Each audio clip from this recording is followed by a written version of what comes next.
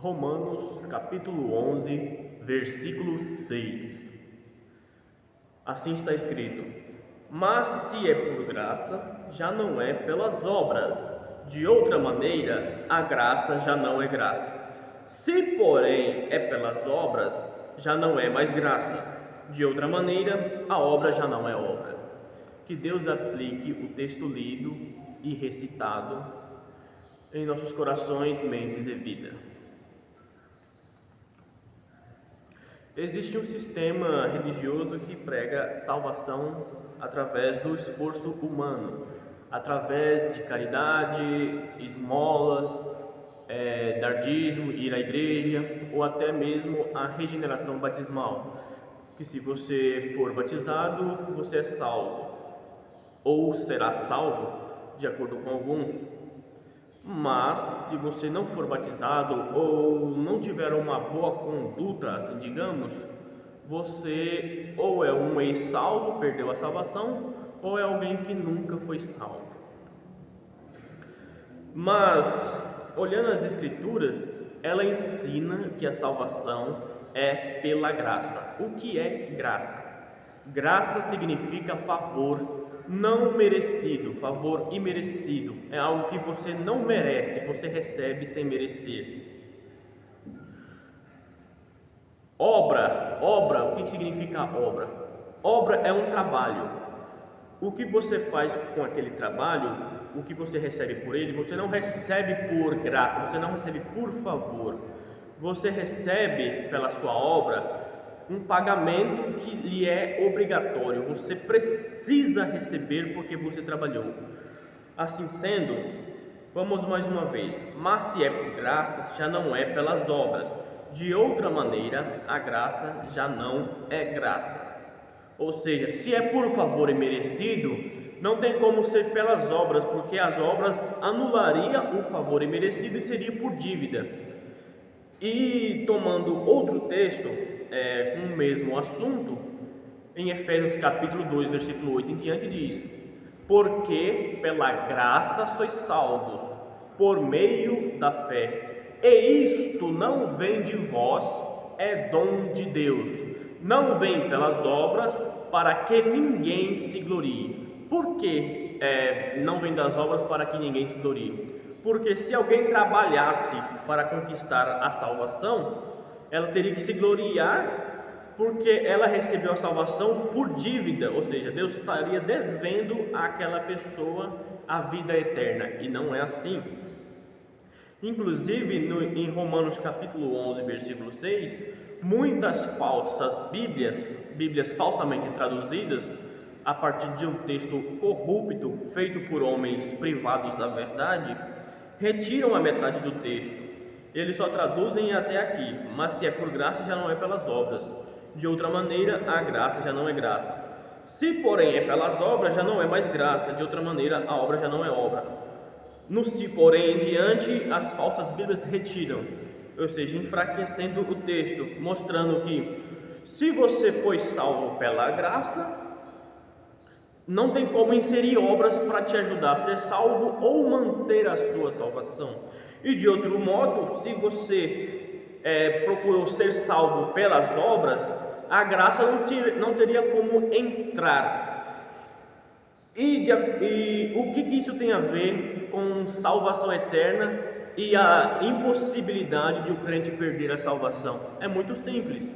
Se você foi salvo pela graça, de antemão você já não merecia aquela salvação, o que a Escritura diz desde o começo. Como os judeus perguntaram a Jesus: o que faremos para executar as obras de Deus? E ele disse: a obra de Deus é esta, que creiais naquele a quem ele enviou. João capítulo 6, versículo 29.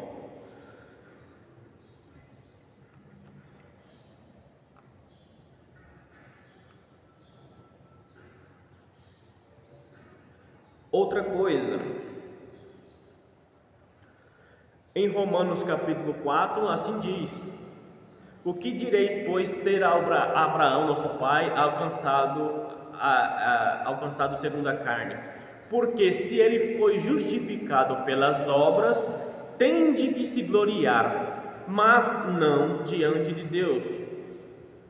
Pois o que diz a Escritura? Creu Abraão em Deus e isto lhe foi imputado como justiça.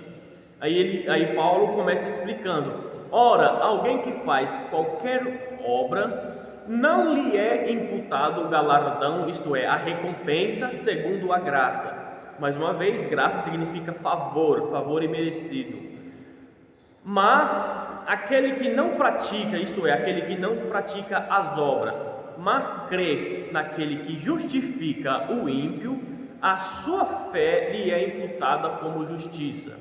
Isto é, aquele que não faz trabalho nenhum diante de Deus, não trabalha, não faz nada, mas crê naquele que justifica o ímpio, Deus, Jesus Cristo, a sua fé, o seu ato de crer para dentro do nome de Jesus Cristo, lhe é imputado como justiça. E isso é o que é suficiente para salvar o pecador uma vez para sempre. Como fora dito nos vídeos anteriores, a salvação não é um processo na qual você recebe Jesus Cristo como Salvador aqui e você precisa continuar vivendo e perseverando por seu próprio esforço para Jesus ter que manter você salvo. Aí se você pecar, não, ele te solta da mão dele e você perde a salvação, ou como dizem os calvinistas, se você não morrer perseverando, não morrer na igreja, é porque você nunca foi um eleito. Ou seja, arminianismo e calvinismo nesse ponto, eles fazem uma rodeia, só que se encontram no final. Um diz que você perde a salvação e o outro diz que se você não perseverar, é porque você nunca foi salvo. E a Bíblia não diz isso, porque a Bíblia diz lá em Judas que Deus é quem persevera para salvar o crente e não o crente persevera para se manter salvo. E como está escrito também em João 10, 28, que já foi lido em um vídeo anterior, as minhas ovelhas ouvem a minha voz e eu conheço e elas me seguem e dou-lhes a vida eterna e nunca hão de perecer. Se a vida eterna foi dada, não é um empréstimo, não é um processo, é um ato, uma coisa que aconteceu uma vez para todo sempre. Sendo assim, o crente não pode perder a salvação. Se o crente precisa perseverar para se manter salvo, esta salvação não é pela graça, mas é pelas obras. E a Escritura diz, ou é por graça ou é pelas obras. De outra maneira, a graça já não é graça. Se for pelas obras, não tem como ser pela graça. Um não mistura o outro. Aí alguém pode perguntar, mas e o que o Tiago disse acerca da salvação, acerca das obras? As obras justificam um crente diante de outra pessoa que o vê. Diante de Deus, que é o tratamento de Paulo, inclusive na Epístola aos Romanos, em toda a Epístola aos Romanos, ele trata da condição do homem para com Deus.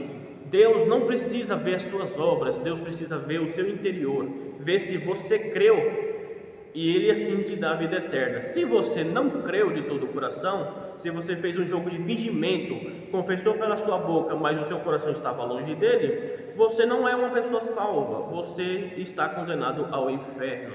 Todavia, se você um dia se arrependeu dos seus pecados e realmente creu no sangue de Jesus Cristo, você possui, já neste tempo presente, a vida eterna. E as suas obras devem andar em conformidade com a sua profissão de fé, para que as pessoas que veem você acreditem que você foi salvo por Jesus Cristo, que você, que as suas palavras andem em conformidade com o seu proceder, porque o próprio apóstolo Paulo também ele diz acerca dos falsos professores mestres, confessam que conhecem a Deus, professam que conhecem a Deus, mas negam-no com as obras, ou seja, as obras servem para mostrar que tipo de pessoa você se tornou, se você creu de fato em Jesus Cristo ou não. Mas uma coisa aqui, as boas obras para o crente servem para glorificar a Deus e dar testemunho de que aquele crente foi salvo. Mas as obras em si não servem para salvar ou para manter o crente salvo, porque mais uma vez, se as obras entrarem no plano salvífico, a salvação não é pela graça, e a Escritura não ensina em lugar nenhum que a salvação possa ser pela graça, juntamente com as obras.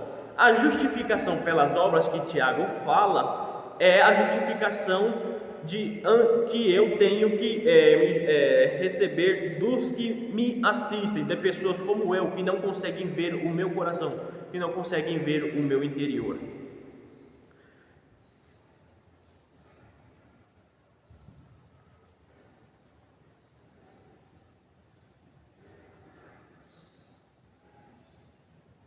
Estou tentando lembrar de um capítulo aqui. Gálatas capítulo 2, versículos 16, que também está, que tem o mesmo assunto de Romanos capítulo 3, versículo 20. Gálatas 2,16. Sabendo que o homem não é justificado pelas obras da lei, mas pela fé em Jesus Cristo. Temos também crido em Jesus para sermos justificados pela fé em Cristo, e não pelas obras da lei, porquanto pelas obras da lei nenhuma carne será justificada. Cada texto que a gente for ler nas Escrituras que tratam sobre obras, as obras é para quem já foi salvo dever fazer para glorificar Cristo, porque como diz Efésios capítulo 2, versículo 10, o crente foi preparado para fazer as boas obras, mas as obras não preparam o crente para ser salvo, é o contrário. O crente é preparado para fazer as boas obras, porque um crente deve fazer as boas obras, mas as boas obras não é a questão que vai salvá-lo. Ele foi salvo por Cristo, mais uma vez dizendo, é necessário repetir isso para que o pecador que não é salvo em Jesus Cristo, ou o religioso que acha que será salvo pela sua perseverança, entenda que ou você é salvo ou você é um perdido, não tem um meio termo, não tem um processo, não tem um trabalhar, como as testemunhas falsas de Jeová ensinam, como os adventistas, eles fazem um arrodeio dizendo que são pela graça, mas se não guardar a lei vai para o inferno, ou terá a alma apagada e esperando o lago de fogo, ou como os da congregação de Louis Franciscon, que chamam de congregação cristã, que dizem que estão trabalhando para ser salvo, e isso é uma heresia, isso é um atentado contra a salvação que Cristo oferece, que é a salvação pela graça. Mais uma vez, porque pela graça sois salvos, isto é, para aqueles que creram em Jesus Cristo, por meio da fé, e isto não vem de vós, é dom de Deus. A salvação é uma dádiva, é um presente, dom gratuito.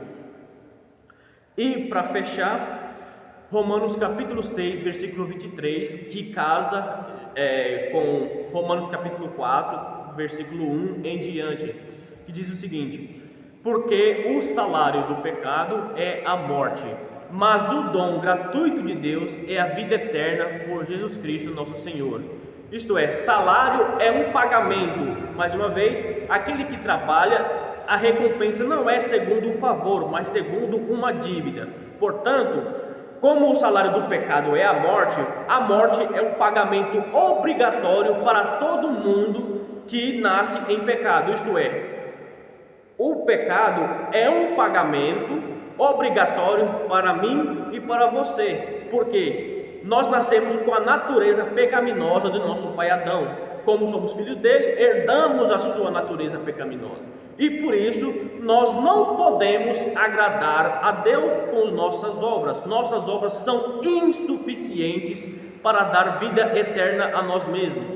Por isso, aquele que crê em Jesus Cristo, a justiça de Cristo, que é perfeito, que cumpriu toda a lei, é imputada ao mais vil do pecador, como está escrito em Colossenses, havendo riscado a cédula que era contra nós nas suas ordenanças, e de alguma maneira pegou ela e a cravou na cruz. A cédula de dívida que a gente tinha, não conseguíamos pagar por nossas obras serem imundas, como diz Isaías capítulo 64, versículo 6. Mas Cristo, que cumpriu toda a lei, que não cometeu pecado, pois ele, sendo Deus, nasceu de uma virgem, porque não poderia ser gerado pela semente humana. Por isso, ele é Deus, sem pecado, ele cumpriu toda a lei na cruz, e Todo aquele que deposita sua fé nele, todo pecador que deposita sua fé nele, a justiça dele é despejada sobre aquele pecador. Isso é salvação pela graça. Isso é salvação sem mérito próprio. Isso é o que Deus planejou antes da fundação do mundo, para que todo aquele que crê em Jesus Cristo não pereça, mas tenha a vida eterna. Que Deus te abençoe e que, se você não é salvo, se você não tem certeza de vida eterna ainda, que você possa se arrepender hoje e receber a Jesus Cristo como seu único Senhor e todo suficiente Salvador. E o que aqueles que se arrependiam nas Escrituras faziam? Eles se arrependiam e demonstravam frutos dignos de arrependimento. Eles pediam a água, isso é, pediam para serem batizados. Todos aqueles que se arrependiam nas Escrituras, desde João o Batista até Atos dos Apóstolos, eles pediam para que fossem batizados, como diz em Atos capítulo 2, e os que creram foram batizados em nome de Jesus Cristo, e naquele dia agregaram-se quase 3.000 almas. Se você é da Paraíba, do Ceará ou de Mossoró, Rio Grande do Norte, procure uma boa igreja batista bíblica. Eu digo pelos que estão no Nordeste, porque são as boas igrejas que ainda pregam a Bíblia, que ainda se sustentam por este livro aqui, somente por este livro, que podem dar a você entendimento acerca das demais coisas do Senhor Jesus Cristo. Que Deus te abençoe.